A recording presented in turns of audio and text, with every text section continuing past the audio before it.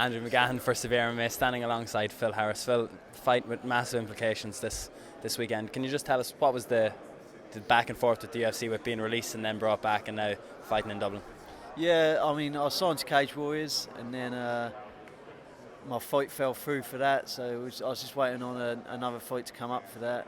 Then my manager phones me and says, how you fixed up for July? And I said, yeah, I'm good to go for July. And he said, it's not on Cage Warriors, it's in the UFC against Neil. And I said, yeah, that's great for me. Yeah.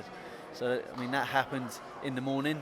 I was made up, and then that night I get a phone call from the manager again saying that Lewis has failed a drugs test, and my fight's going to be now no contest. So that's a pretty good day for me. So you were asked back before, well, the UFC would have known about Lewis's drug test, but you were asked back before you knew about Lewis's drug test. Yeah, I was asked back for this fight.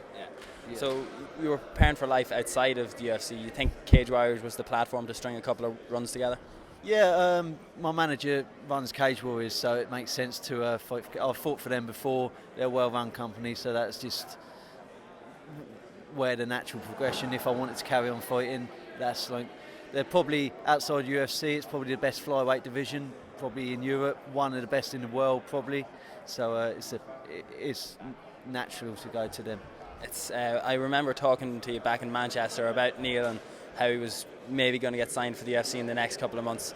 It's a little bit interesting because you spoke about your fight with Neil before, and you said it was one of the toughest of your career. Yeah. I mean, Neil's a tough fighter.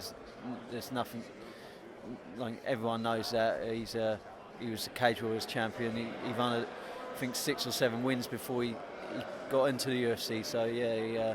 Stylistically, how do you think you match up with him, and where is the key aspect you think you can beat him?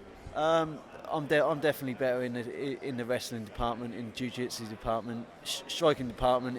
That's his favourite thing. But I don't think he's better as such, but that's where he's most comfortable. He's got a great chin, never been knocked out. So he's an aggressive, come forward fighter that likes to strike. Yeah.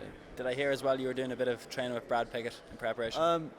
Not necessarily in preparation. Like, me and Brad train together. Whenever Brad's in the UK, we train together, like, as much as we can. So but it's good that he was about before we went to his camp to do some training together. Yeah. Excellent, Phil. We appreciate the time. Best luck on Saturday. Right, thanks very much. Thank you.